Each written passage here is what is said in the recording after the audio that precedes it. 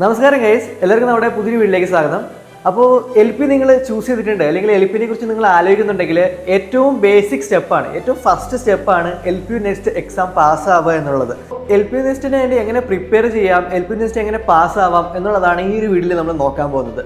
വീഡിയോയിലേക്ക് പോകുന്നതിന് മുമ്പേ എനിക്ക് പറയാനുള്ളൊരു കാര്യം എന്ന് വെച്ച് കഴിഞ്ഞാൽ ഇപ്പോൾ ഫേസ് 2 അഡ്മിഷൻസ് ആണ് പോയിക്കൊണ്ടിരിക്കുന്നത്. അപ്പോൾ ഞാൻ ആൾറെഡി പറഞ്ഞു ഫേസ് 1, ഫേസ് 2, ഫേസ് 3 എന്ന് പറഞ്ഞ് 3 ഫേസിലായിട്ടായിരിക്കും അഡ്മിഷൻസ് നടക്കുക. ഓരോ ഫേസ് കഴിയുമ്പോഴും സ്കോളർഷിപ്പിൻ്റെ സ്ലാബ് ചെറുതായിട്ടൊന്ന് കുറയാറുണ്ട്. അപ്പോൾ ആൾറെഡി ഫേസ് 1 കംപ്ലീറ്റ് ആയിട്ടുണ്ട്. ഇപ്പോൾ ഫേസ് 2ലാണ് അഡ്മിഷൻസ് പോയിക്കൊണ്ടിരിക്കുക. അപ്പോൾ ഇതുവരെ നിങ്ങൾ അഡ്മിഷൻ എടുത്തില്ല എന്നുണ്ടെങ്കിൽ ഇപ്പം തന്നെ LP നെക്സ്റ്റ് എക്സാമിന് വേണ്ടി അപ്ലൈ ചെയ്യുക, അതിൻ്റെ എക്സാം അറ്റൻഡ് ചെയ്യുക. എക്സാം പാസ്സായി കഴിഞ്ഞാൽ നിങ്ങൾക്കൊരു 10,000 rupees അടച്ച് നിങ്ങൾക്ക് അഡ്മിഷൻ ബ്ലോക്ക് ചെയ്യാൻ പറ്റും. എന്ന് വെച്ച് കഴിഞ്ഞാൽ ഇപ്പം നിങ്ങൾക്ക് കിട്ടുന്ന സ്കോളർഷിപ്പിൽ നിങ്ങൾക്ക് ഒരു അഡ്മിഷൻ ബ്ലോക്ക് ചെയ്യാൻ സാധിക്കും. അതിനുശേഷം നിങ്ങൾക്ക് പിന്നെ അത് വേണ്ടാന്ന് വിചാരിക്കുകയാണ് അല്ലെങ്കിൽ LPU വേണ്ടാന്ന് നിങ്ങൾ തീരുമാനിക്കുകയാണെന്നുണ്ടെങ്കിൽ നിങ്ങൾക്ക് ഒരു റീഫണ്ടിന് വേണ്ടി അപ്ലൈ ചെയ്യാവുന്നതാണ്. അതിനകത്തൊരു 10% അവർ പിടിച്ചിട്ട് ബാക്കി 90% നിങ്ങൾക്ക് റീഫണ്ട് തരും. അതിനും ഒരു ഡ്യൂ ഡേറ്റ് ഉണ്ട്. അത് LPU ആയിട്ടും സംസാരിച്ചിട്ട് നിങ്ങൾ ഫിക്സ് ചെയ്ത് ആ ഒരു അഡ്മിഷൻ ബ്ലോക്ക് ചെയ്ത് വെച്ച് കഴിഞ്ഞാൽ നിങ്ങൾക്ക് സ്കോളർഷിപ്പ് ഇപ്പോൾ എത്രയാണോ സ്കോളർഷിപ്പ് അത് നിങ്ങൾക്ക് കിട്ടും. അതല്ല നിങ്ങൾ തീരുമാനിച്ച് വരുമ്പോഴത്തേന് ചിലപ്പോൾ ഫേസ് 3 കഴിയാറായിട്ടുണ്ടാവും അല്ലെങ്കിൽ ഫേസ് 3 സ്റ്റാർട്ട് ആയിട്ടുണ്ടാവും. അപ്പോൾ ഈ പറയുന്ന സ്കോളർഷിപ്പ് പിന്നെയും കുറയും. അപ്പോൾ ആ ഒരു ചെറിയ സ്കോളർഷിപ്പിൽ പഠിക്കേണ്ടി വരും. അതിനേക്കാളും നല്ലത് നിങ്ങളിപ്പോൾ ജസ്റ്റ് ഒന്ന് ബ്ലോക്ക് ചെയ്ത് വെക്കുക. അതിനുശേഷം നിങ്ങൾക്ക് പിന്നെ വേണ്ടാന്ന് വിചാരിക്കുകയാണെങ്കിൽ ജസ്റ്റ് നിങ്ങൾക്ക് അത് റീഫണ്ടിന് വേണ്ടി അപ്ലൈ ചെയ്യുന്നതാണ്. ഓക്കെ, അത് ഞാൻ ജസ്റ്റ് ഒരു ഇൻഫർമേഷന് വേണ്ടി പറയുന്നതാണ്, നിങ്ങളുടെ സ്കോളർഷിപ്പ് നിങ്ങളുടെ കയ്യിൽ നിന്ന് പോകാതിരിക്കാൻ വേണ്ടിയിട്ട്. അപ്പോൾ നമുക്ക് നേരെ നമ്മുടെ വിഷയത്തിലേക്ക് കടക്കാം, LP നെക്സ്റ്റ് എക്സാം എങ്ങനെ പാസ്സാവും എന്നുള്ളത്. എന്തായാലും നമുക്ക് അതിനായിട്ട് ആദ്യം തന്നെ നമ്മുടെ ആ ഒരു LP.in എന്ന് പറയുന്ന സൈറ്റിലേക്ക് പോകേണ്ടതുണ്ട്. അപ്പോൾ നേരെ LP.in സൈറ്റിലേക്ക് പോകാം. അതിന് മുന്നേ നിങ്ങളൊരു ചാനൽ ആദ്യമായിട്ടാണ് കാണുന്നതെന്നുണ്ടെങ്കിൽ ജസ്റ്റ് ഒന്ന് സബ്സ്ക്രൈബ് ചെയ്തേക്കുക, തൊട്ടപ്പുറത്തെ ബെല്ലൈക്കൻ കൂടെ എനേബിൾ ചെയ്തേക്കുക. അപ്പോൾ നമുക്ക് നേരെ LP.inലേക്ക് പോകാം. ഓക്കെ, നമ്മളിപ്പോൾ LP.in എന്ന് പറയുന്ന സൈറ്റിലേക്ക് വന്നിട്ടുണ്ട്. ഇവിടെ ഞാൻ കാണിക്കാൻ പോകുന്നത് അതേപോലെ നിങ്ങളുടെ കോഴ്സിന് ചെയ്തതിൽ മാത്രമേ നിങ്ങൾക്ക് ഒരു ഡീറ്റെയിൽസ് കിട്ടുള്ളൂ. ഓക്കെ, ഇവിടെ അഡ്മിഷൻസ് എടുക്കുകയാണ്. ഇവിടെ ഞാനിപ്പോൾ +2 കഴിഞ്ഞിട്ട് നമ്മൾ UG പ്രോഗ്രാംസ് ആണ് നോക്കുന്നത്. അവിടെ റെഗുലർ പ്രോഗ്രാംസ് എന്ന് പറഞ്ഞിട്ട് ക്ലിക്ക് ചെയ്യുക. ആ റെഗുലർ പ്രോഗ്രാംസിൽ നിങ്ങൾ ഏത് കോഴ്സാണ് നോക്കുന്നതെന്ന് നോക്കുക. ഞാനിവിടെ എഞ്ചിനീയറിംഗ് കൊടുക്കുകയാണ്. അതിനുശേഷം ഞാൻ പഠിച്ച മെക്കാട്രോണിക്സ് എന്ന് പറഞ്ഞിട്ടൊരു കോഴ്സാണ് കൊടുക്കുന്നത്. അപ്പോൾ ഇവിടെ BTech mechatronics engineering regular programme ഇത് കൊടുത്തു. അപ്പോൾ ഈ ഒരു പേജിൽ നിങ്ങളെത്തും. ആൾറെഡി ഞാൻ കുറച്ച് കാര്യങ്ങൾ ഈ ഒരു പേജിൽ പറഞ്ഞു തന്നിട്ടുണ്ട്. അപ്പോൾ ഇവിടെ നിങ്ങൾ സ്ക്രോളിൽ താഴെ വരുമ്പോൾ who can apply eligibility criteria കാണാൻ സാധിക്കും. ഇവിടെ LP നെക്സ്റ്റ് ഉണ്ടെങ്കിൽ മാത്രമാണ് നിങ്ങൾക്ക് ആ ഒരു കോഴ്സിന് LP നെക്സ്റ്റ് മാൻഡേറ്ററി ആയിട്ടുള്ളൂ. പലരും എൻ്റെ അടുത്ത് ഒന്ന് ചോദിക്കുന്നൊരു ചോദ്യമാണ്, ചേട്ടൻ ഇന്ന കോഴ്സ് പഠിക്കാനായിട്ട് ഇൻട്രസ്റ്റ് ഉണ്ട്, LP നെക്സ്റ്റ് അതിന് മാൻഡേറ്ററി ആണോ അല്ലയോ? LPയിൽ നമുക്ക് ഓൾമോസ്റ്റ് 300 കോഴ്സസ് ഉണ്ട്. ഇപ്പോൾ ഇതിൻ്റെ ഓരോന്നിനും LP നെക്സ്റ്റ് മാൻഡേറ്ററി ആണോ അല്ലയോ എന്ന് നമുക്ക് ഓർത്ത് വെക്കാനായിട്ട് സാധിക്കില്ല. അപ്പോൾ നിങ്ങൾ ഏത് കോഴ്സാണോ നോക്കുന്നത് ആ ഒരു കോഴ്സ് വന്ന് സെലക്ട് ചെയ്യുക. അവിടെ എലിജിബിലിറ്റി ക്രൈറ്റീരിയയിൽ LP നെക്സ്റ്റ് ഉണ്ടോ ഇല്ലയോ നോക്കുക. LP നെക്സ്റ്റ് ഉണ്ടെങ്കിൽ ആ ഒരു കോഴ്സിന് LP നെക്സ്റ്റ് മാൻഡേറ്ററി ആണ്.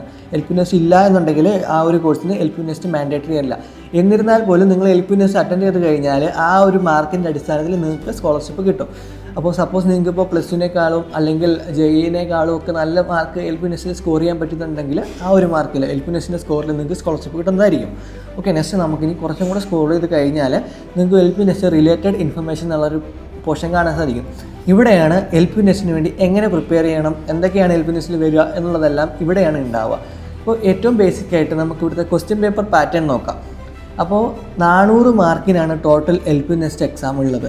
2.5 മണിക്കൂർ എക്സാം, 150 മിനിറ്റ് എക്സാമാണ് ഉള്ളത്. അതിൽ MCQs ആണ് ഏറ്റവും കൂടുതലുള്ളത്.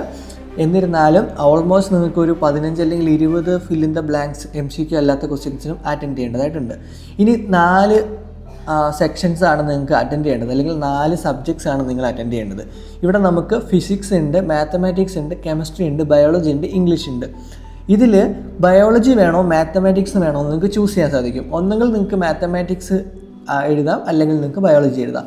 അങ്ങനെ ഈ ടോട്ടൽ 5 സബ്ജക്ട്സിൽ നിന്ന് 4 സബ്ജക്ട്സ് ആണ് എഴുതേണ്ടത്. അതിൽ മാത്തമാറ്റിക്സ്, ബയോളജി നിങ്ങൾക്ക് ചൂസ് ചെയ്യാം. ഇനി ഓരോ സബ്ജക്റ്റിനും 100 മാർക്കാണ് ഉള്ളത്. എന്ന് വെച്ച് കഴിഞ്ഞാൽ ടോട്ടൽ 25 ക്വസ്റ്റ്യൻസ് ആണ് ഓരോ സബ്ജക്റ്റിനുള്ളത്. ഒരു ക്വസ്റ്റ്യന് 4 മാർക്ക്. പിന്നെ ഒരു കാര്യം ശ്രദ്ധിക്കേണ്ടതെന്ന് പറഞ്ഞു കഴിഞ്ഞാൽ ഇവിടെ നിങ്ങൾക്ക് നെഗറ്റീവ് മാർക്കിങ്ങോ കാര്യങ്ങളൊന്നുമില്ല.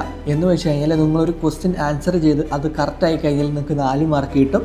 അതേ സമയത്ത് നിങ്ങളൊരു ക്വസ്റ്റ്യൻ നിങ്ങളിപ്പോൾ റോങ് ആയിട്ട് അല്ലെങ്കിൽ നിങ്ങളൊരു ക്വസ്റ്റ്യൻ അറ്റൻഡ് ചെയ്തത് റോങ് ആയി അല്ലെങ്കിൽ റോങ് ആൻസർ ആണ് അല്ലെങ്കിൽ ആ ക്വസ്റ്റ്യൻ അറ്റൻഡ് ചെയ്തില്ല എന്നുണ്ടെങ്കിൽ നിങ്ങൾക്ക് നെഗറ്റീവ്സോ കാര്യങ്ങളൊന്നുമില്ല. നിങ്ങൾ സ്കോർ ചെയ്ത 4 മാർക്ക് അവിടെ തന്നെ ഉണ്ടാവും. ഇനി നിങ്ങൾ ശ്രദ്ധിക്കേണ്ട മറ്റൊരു കാര്യം എന്ന് പറഞ്ഞു കഴിഞ്ഞാൽ ഫിസിക്സ്, മാത്തമാറ്റിക്സ്, കെമിസ്ട്രി ഈ 3 സബ്ജക്ട്സിന് 20 MCQയും 5 നോൺ MCQ ആണ് ഉള്ളത്. ഓക്കെ, അപ്പോൾ നിങ്ങൾക്ക് ഈ ഒരു മാത്സ് ചൂസ് ചെയ്യാതെ ബയോളജി ചൂസ് ചെയ്ത് കഴിഞ്ഞാൽ ഒരു 5 നോൺ MCQ ക്വസ്റ്റ്യൻസ് MCQ ആയിട്ട് കിട്ടും. ഓക്കെ, നെക്സ്റ്റ് നമുക്ക് ഇതിൻ്റെ സിലബസ് നോക്കാം. എന്തൊക്കെയാണ് ഒരു മെക്കാനിക്കൽ എഞ്ചിനീയറിംഗ് കോഴ്സ് അല്ലെങ്കിൽ ഒരു എഞ്ചിനീയറിംഗ് കോഴ്സിന് ബേസിക്കായിട്ടും ഇതേ പാറ്റേൺ തന്നെയാണ്, ഇതേ സിലബസ് തന്നെയാണ് വരുന്നത്. എല്ലാ എഞ്ചിനീയറിംഗ് കോഴ്സിനും ഇതേ സിലബസ് തന്നെയാണ് വരുന്നത്. ഇവിടെ നമുക്ക് കെമിസ്ട്രിയിൽ ടോട്ടൽ 25 യൂണിറ്റ്സ് ഉണ്ട്.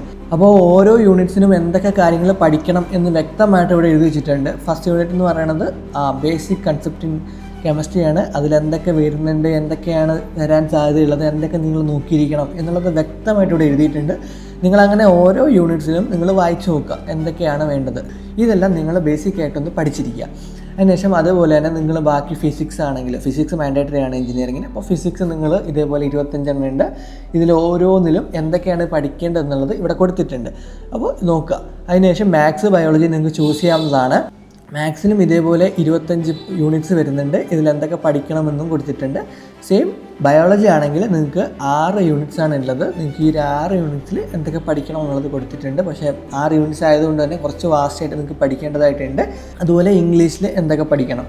ഓക്കെ, ഈ ഒരു ബേസിക് കാര്യങ്ങൾ നിങ്ങളൊന്ന് വായിച്ചു നോക്കുക. ഇതിലെന്തൊക്കെയാണ് പഠിക്കേണ്ടതെന്നുള്ളത് വെച്ച് കഴിഞ്ഞാൽ അതൊന്ന് പ്രിപ്പയർ ചെയ്യുക. അതിന് ശേഷം നിങ്ങൾക്കിപ്പോൾ എന്തൊക്കെ പഠിക്കണം എന്ന് ഒരു ഐഡിയ കിട്ടില്ല. എങ്ങനെയാണ് എക്സാം നടക്കുക എന്നൊരു ഐഡിയ കിട്ടി, എന്തൊക്കെ പഠിക്കണം എന്ന് നിങ്ങൾക്ക് ഐഡിയ കിട്ടി. നെക്സ്റ്റ് നമുക്ക് സാമ്പിൾ ക്വസ്റ്റ്യൻസ് നോക്കാം. എങ്ങനെയാണ് ഈ ഒരു ക്വസ്റ്റ്യൻസ് എക്സാമിൽ വരിക.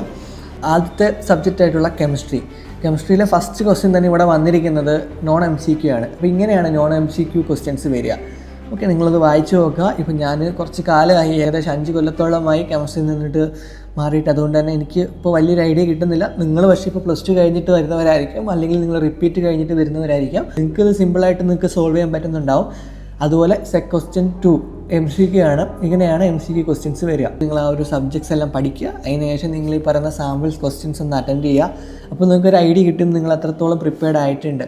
അതുപോലെ എല്ലാ സബ്ജക്ട്സിനും ഇതേപോലെ സാമ്പിൾ ക്വസ്റ്റ്യൻസ് കൊടുത്തിട്ടുണ്ട്. നിങ്ങളത് നോക്കി പഠിച്ച് നിങ്ങളത് മനസ്സിലാക്കി പ്രിപ്പയർ ചെയ്യുക. ഇങ്ങനെ പ്രിപ്പയർ ചെയ്ത് കഴിഞ്ഞാൽ നിങ്ങൾക്കൊരു എങ്ങനെയായാലും നല്ലൊരു സ്കോർ LP-NEST സ്കോർ ചെയ്യാൻ പറ്റും. അത് വെച്ചിട്ട് നിങ്ങൾക്ക് സ്കോളർഷിപ്പും അപ്ലൈ ചെയ്യാൻ പറ്റുന്നതായിരിക്കും. ഇനി നമുക്കൊരു മാനേജ്മെൻറ്റ് കോഴ്സ് നോക്കാം. അവിടെ ഡിഫറൻറ്റ് സിലബസും ഡിഫറൻറ്റ് പാറ്റേണും കാര്യങ്ങളും ആയിരിക്കും. അപ്പോൾ അതിനായിട്ട് ഇപ്പോൾ നമുക്ക് പോസ്റ്റ് ഗ്രാജുവേറ്റ് നോക്കാം, PG നോക്കാം. അതിൽ ഞാൻ റെഗുലേഷൻ നോക്കുന്നുണ്ട്. ഓക്കെ, നമ്മൾ മാനേജ്മെൻറ്റ് നോക്കാം. നമുക്ക് MBA നോക്കാം. MBA നോക്കിക്കഴിഞ്ഞാൽ ഞാൻ പറഞ്ഞ പോലെ തന്നെ നിങ്ങൾക്ക് ഇവിടെ ഡീറ്റെയിൽസും കാര്യങ്ങളും അറിയാൻ പറ്റും. അതുപോലെ എലിജിബിലിറ്റി ക്രൈറ്റീരിയ നമ്മൾ നോക്കുക. LP-NEST ഉണ്ട് എന്ന് വെച്ച് കഴിഞ്ഞാൽ LP-NEST മാൻഡേറ്ററി ആണ്. അതിനുശേഷം നമുക്ക് ഈ ഒരു പാറ്റേൺസിലേക്ക് വരാം, അല്ലെങ്കിൽ LP-NESTൻ്റെ പാറ്റേൺ നോക്കാം. ഇവിടെ നിങ്ങൾക്ക് കാണാൻ പറ്റും കെമിസ്ട്രിയോ ഫിസിക്സോ മാത്സോ ഒന്നും അല്ല. വെർബൽ എബിലിറ്റി നമുക്ക് 30 ക്വസ്റ്റ്യൻസ് ആണ് ഉള്ളത്. Data interpretation, logical reasoning 20 questions, general awareness 10 question, quantitative aptitude 20 questions. അതിൻ്റെ മാർക്കും ഡിഫറൻ്റ് ആണ്. 100, 50, 100, 150 എന്ന് പറഞ്ഞിട്ട് ടോട്ടൽ 400 മാർക്കിൻ്റെ ക്വസ്റ്റ്യൻസാണ് ഇവിടെയും വരുന്നത്. സെയിം 2.5 മണിക്കൂർ എക്സാം. ഓക്കെ, നെഗറ്റീവ് മാർക്കിംഗ് ഉണ്ടാവില്ല. പക്ഷേ എല്ലാ സബ്ജക്ട്സും മാൻഡേറ്ററി ആണ്. ഓക്കെ, ഇങ്ങനെ ഓരോ കോഴ്സിനും ഞാൻ പറഞ്ഞല്ലോ ഡിഫറൻ്റ് ആയിരിക്കും. പക്ഷേ എഞ്ചിനീയറിംഗ് കോഴ്സ് എല്ലാം ബേസിക് സെയിം ആയിരിക്കും. അതിനുശേഷം നമുക്ക് സിലബസ് നോക്കാം. സിലബസ് വരുന്നത് വെർബൽ ആൻഡ് റീഡിംഗ് കോൺവെർസേഷൻ എന്തൊക്കെയാണ് വരുന്നത് നിങ്ങൾ നോക്കാൻ പറ്റും. അവിടെ എന്തൊക്കെയാണ് വേണ്ടതെന്നുള്ളത് കൊടുത്തിട്ടുണ്ട്. ക്വാണ്ടിറ്റേറ്റീവ് ആപ്റ്റിറ്റ്യൂഡ് എന്തൊക്കെയാണുള്ളത്, അതുപോലെ തന്നെ ലോജിക്കൽ റീസണിങ് എന്തൊക്കെയാണ്, ജനറൽ അവയർനെസ് എന്തൊക്കെയാണ്. അപ്പോൾ ഇതെല്ലാം നിങ്ങളൊന്ന് വായിച്ചു നോക്കുക, അതിന് വേണ്ടിയിട്ട് പ്രിപ്പയർ ചെയ്യുക. അതിന് ശേഷം ഇതേ സെക്ഷനിൽ വന്നിട്ട് നിങ്ങൾക്ക് സാമ്പിൾ ക്വസ്റ്റ്യൻസ് ക്ലിക്ക് ചെയ്യാവുന്നതാണ്. അപ്പോൾ ഓരോ സെക്ഷനിലും സാമ്പിൾ ക്വസ്റ്റ്യൻസ് എങ്ങനെയാണ് വരുന്നതെന്നുണ്ടാവും. അപ്പോൾ ഒരു ബേസിക് ഐഡിയ നിങ്ങൾക്ക് ഉണ്ടാവും എങ്ങനെയാണ് പ്രിപ്പയർ ചെയ്യേണ്ടത്, എന്തൊക്കെയാണ് LP-NESTൽ വരിക, എങ്ങനെയാണ് വരിക.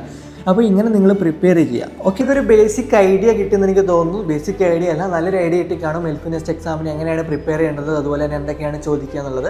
അതുപോലെ നിങ്ങളുടെ ഒരു അഡ്മിഷൻസിൻ്റെ കാര്യം മനസ്സിൽ വെച്ചേക്കുക. കാര്യം phase 2 ആണ് പൊയ്ക്കൊണ്ടിരിക്കുന്നത്. എത്രയും പെട്ടെന്ന് അഡ്മിഷൻ എടുക്കുന്നോ അല്ലെങ്കിൽ ആ ഒരു അഡ്മിഷൻ ബ്ലോക്ക് ചെയ്യുന്നോ അത്രയും നിങ്ങൾക്ക് ഉപകാരപ്പെടും പിന്നീട്. അപ്പോൾ അതിനുള്ളൊരു ലിങ്ക് ഞാൻ താഴെ കൊടുത്തിട്ടുണ്ട്. നിങ്ങൾക്ക് ആ ഒരു ലിങ്കിൽ കയറിയിട്ട് നിങ്ങൾക്ക് അഡ്മിഷൻ അപ്ലൈ ചെയ്യാവുന്നതാണ്. LP-NESTന് വേണ്ടിയിട്ട് അപ്ലൈ ചെയ്യാവുന്നതാണ്.